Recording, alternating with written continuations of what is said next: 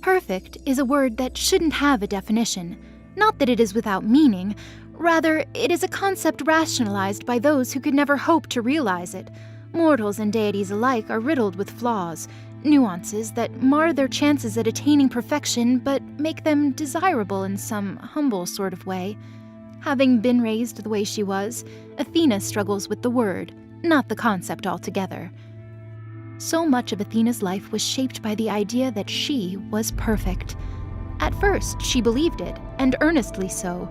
What place did a child have to argue with the father who showered her with that kind of praise every day? So she grew tall, elegant, and beautiful, just as he said she would. Perfection is so much more than looks, so she gained wisdom and intelligence far beyond her years. But perfection is so much more than what's in one's mind. It's at times an ideal, and at others a benchmark, an impossibility for most, but something preordained for her. Athena is perfect. Was perfect. That notion, like many others, was thrown out the day she met the girl with the carefree smile. The girl who sat like a boy and ran while others walked. Crass when she wanted to be, and kind when she needed to be. A person who embodied victory in ways that far eclipsed anything Athena could aspire to.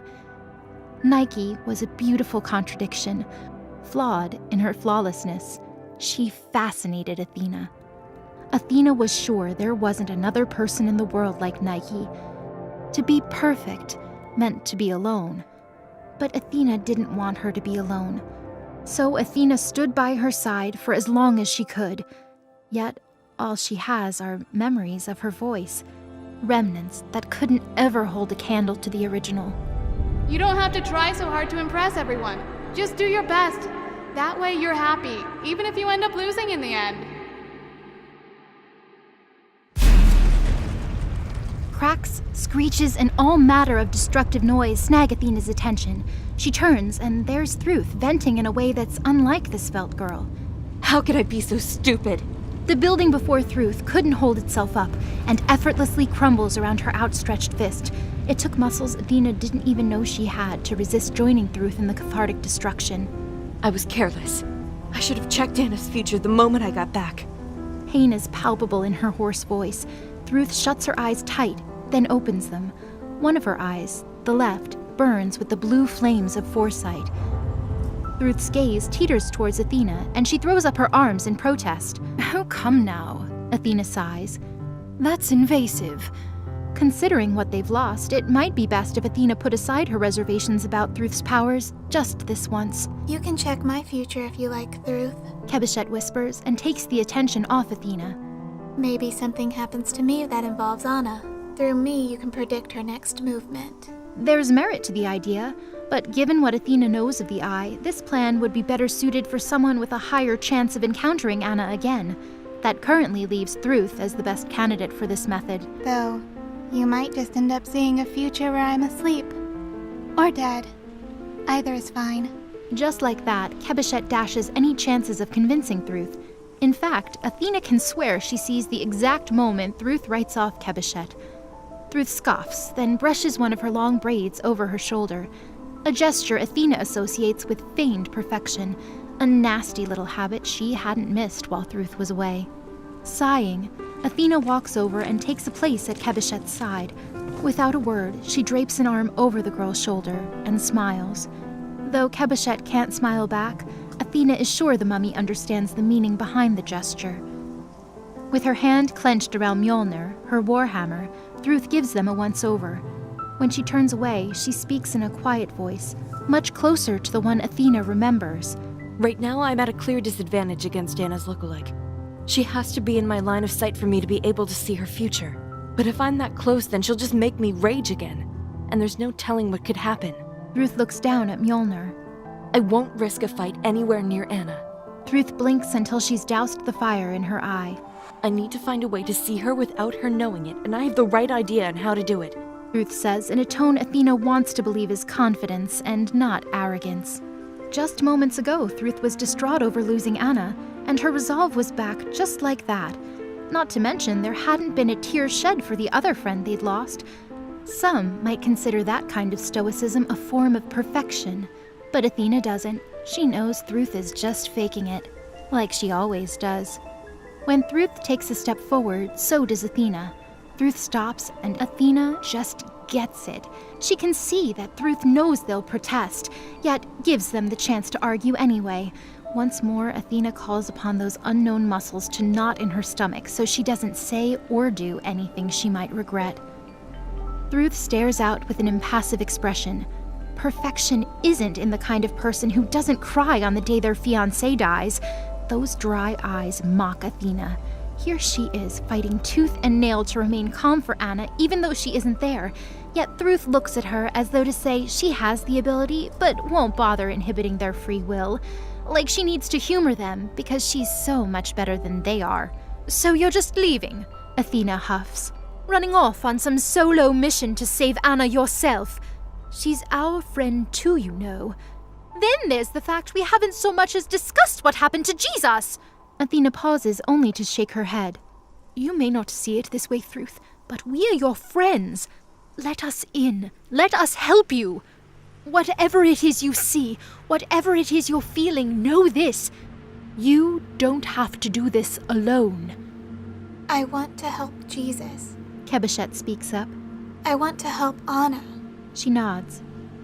I want to help Thruth. She nods once more. Chances are Thruth has heard this all before and will give the ideal response. Still, Athena stands beside Kebeshet with her eyes locked forward on the petite girl. Fine. Thruth begins. If you want to help me, then you can start by informing Heaven what's happened here today. That the Prince, Jesus Christ, has been murdered. Obvious questions come to mind. How did Thruth expect Athena to get in touch with any other realm, let alone the archangels in Eden? Instead of a direct answer, Thruth unties a pouch from her waist and throws it over to Athena. She catches it. Within the pouch is an array of colors in the form of powdered crystals. While it's not fixed completely, the Bifrost is functional in most of the 9 realms now. Unlike before, your thoughts won't be enough, and you'll need a conduit to access it. Using pieces of the Bifrost itself, you can leave this realm and get to another one. They had really made that much progress on the bridge? This was the fantastic news Thruth was about to share when their home was attacked. Athena has to tell her, this is amazing. This is... Thruth raises a hand, stopping Athena. I know. That's amazing. It's why I was gone for as long as I was. Brocker, the bridge builder, needed my talents for working on the bridge. My predictions saved him a lot of trouble. I do have a question, Athena says while looking from the crystals to Thruth. Why didn't you mention this sooner? We should have left Midgard long before any of this happened. Thruth shrugs. I told one person. She glances away. He's dead now. It was his idea to withhold the information. But seeing as he's gone now, we might as well alert his archangels, right? Maybe they can put their efforts towards finding who did it. Don't you see what this means, Thruth? Now you definitely don't have to do this alone. We'll have all sorts of help in our search for Anna. There won't be anywhere in the 9 realms she can hide if we get our families involved. No. Thruth's response is a simple one. Do you think if I was to go to Asgard, where my mother is, I'd ever be able to leave again? I'm all she has left. Thruth stares down at the palm of her hand. Not to mention I've spent plenty of time looking at my possible futures. The Archangels didn't know about my grandfather's vision until Ragnarok had already begun. They'll want to harness this, like anyone else would, for themselves. I can't let the power I've been given by Odin be confiscated. Thruth always speaks with so much certainty, as one who knows what comes next should. Even so, it leaves Athena cold. Always has and always will. Please don't worry about me, Thruth whispers as she looks back at them. I'll get Anna back. Then I'll focus my efforts on figuring out what happened to Jesus. Then I'll formulate a plan as well, Athena responds. I'm the strategist, right? If I'm careful, I can even outplay your visions. Athena offers Thruth a smile. Regardless of how she feels on the inside, she still needs Thruth to succeed. Athena looks to the sky, closes her eyes, and holds a hand up to her face. Athena intones a series of soft coos. The calls hit their marks, and several white owls appear after less than a minute of hooting. She holds up an arm, and the owls know where to land. They perch about her body, one on her forearm, and the other 2 on her shoulders. My lovelies, she whispers while moving in and kissing each owl atop their feathered heads. She stays close to them and whispers a message to be sent to any of her siblings on Midgard. Each owl's eyes radiate with a golden glow, now brimming with orders from their princess. Raising her arm, Athena sends the owls away, each off in a different direction. There's one last lingering look paid to the birds before Athena spins, puts her arms behind her back, and looks to Thruth. You follow your heart and eyes on this one. I'll follow my mind and think of something to assist you in the meantime. Good luck, Thruth. Before Athena leaves, there's something important she needs to take care of. She walks over to Kebeshet, who kept herself busy by staring at the building Thruth hadn't destroyed. Athena touches her shoulder, and when the mummy turns, she's met with a tight embrace. I won't be gone long. So if you wander off, please let it be to somewhere I can find you.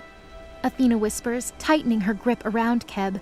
There's some much-needed warmth in this cold, dead hug. Athena. Kebeshet whispers, likely prepared to protest like she always would. Kebeshet isn't a hugger. Thruth isn't a hugger. Jesus was a hugger, and Anna gives the best hugs of all. So for right now, she just kind of needs this. Athena. It hits her ear again, but she won't let go. Please, Athena whispers right back. Just a tad longer. A tightness surrounds Athena's midsection, and she comes to find Kebeshet cradling her back. She pulls away so that she can look into Kebeshet's eyes. She tilts her head and leans in, searching for something. Are you? Athena begins, finding it hard not to smile. Are you being nice to me? No. You were shaking, so I assumed you were cold. Yeah, Athena says as she steps back. All right then. One more thing before I go. Kebeshet, return to the apartment and do your best to preserve Jesus' body. Anything to help the archangels with identifying who might have been behind the attack. I'll give him the best embalming of his life. That a girl. With that taken care of, Athena puts some distance between her and her friends. At last, she pours the contents of the pouch into her hand. She closes her eyes and clenches her fingers around the fine powder. Like how they would access the Bifrost before, Athena pictures a place she wishes to go. It's always difficult because everything has to be exact. A description of a place isn't good enough. It takes a memory. Though Athena hadn't been to Eden since she was a child, she still has very vivid memories of its arena. An amphitheater much grander than any in Olympus. Whenever they visited, Hera would scoff and criticize every detail of the structure. For her, it was too large and gaudy, and would distract from whatever was to take place at the center, be it sport, drama, or battle. To this, Athena's father would always laugh, for he could tell how jealous Hera was that the style had been borrowed from them. Zeus found this to be flattering, and saw no harm in the Christians housing Olympian architecture, because no matter how big it seemed, it could never be as perfect as anything crafted by their hands, for only they understood what made these things great to begin with. It wasn't only with her father and mother that Athena went to Eden, but with Nike as well. Even through her sandals, Athena can feel the weightless sand shift around beneath her. She can hear the echo of cheers bouncing from one side of the arena to the next. There's the salt of battle in the air and the tinge of blood and iron. When in a controlled environment, it's exciting. I'm Olympus's best bet, so be sure to cheer as loud as you can. I want to be able to hear you from the finish line. Nike declared with a grin Athena couldn't resist. Instead of letting Nike see the red in her cheeks, Athena looks away. Rude, Athena scoffed. You and I both know that if women were allowed to participate, you'd be the one calling my name. Rude. Nike huffed. Last I checked, I'm just as much of a girl as you are. Others just don't have to know until after I win. You sound sure of yourself, Athena said with a smile. What do mortals call me? Nike asked, with a smile of her own. Victoria. Why is that? Because you don't lose. Because I don't lose. Nike and Athena looked at one another and shared a laugh. Then, when that laugh ended, they started another and another. My father has a lot of faith in you, And if you win a chariot race here in Eden against all the other pantheons, then I believe things will start looking up for girls throughout all the 9 realms, Athena said. Oh, yeah? Nike responded. Of course, men are a competitive lot. They'll want to reaffirm their dominance through honest competition. Not just in chariot races, but in all sorts of matters, like politics. Maybe one day a woman could even become king. Huh. Huh? What do you mean, huh? It's just this is the first time you've ever told me this. Nike sat up from her seated position and crossed her legs. She stared up at Athena, who always made sure to sit like a proper lady, with her back arched and her shoulders square. About the kind of goddess you want to be. I never insinuated these were my own goals. Rather, something I feel all women should aspire towards. Heat blossomed in Athena's cheeks. Besides, even though I'm only a godling, mortals worship me as a full-fledged wisdom goddess. I'm a prodigy who earns divinity outside of her allowance. Why would I need to be king, especially when my father— Because you're amazing! Nike cut her off, and Athena froze, fastened there by the gaze of someone she admired. I think you'd make a great king. And even though I'm only a godling, mortals worship me as a full-fledged goddess of victory. So, Nike reached out and put her hand on Athena's shoulder. you have my blessings. Idiot. Athena sighed. Let's just worry about plotting your course for victory in this race. Susanoo was recently exiled, so I doubt another kami can take his place in time. But we still have Horus and Ula to worry about. Then there's no telling who will represent heaven. Hey, Athena, What? look out. Athena looks up in time to see a massive paw looming over her. She manages to avoid it with a well-timed roll, but is nearly snagged beneath another. Once she's to her feet, she's able to flee around the massive creature and can see, without a doubt in her mind, it's the massive devourer himself, Fenrir. A subtle tilt of her head, and that's all it takes to see the many royal heads who've gathered around the amphitheater to watch as this large beast is made to answer for his crimes. It would seem she couldn't have picked a better time or place to appear in Eden.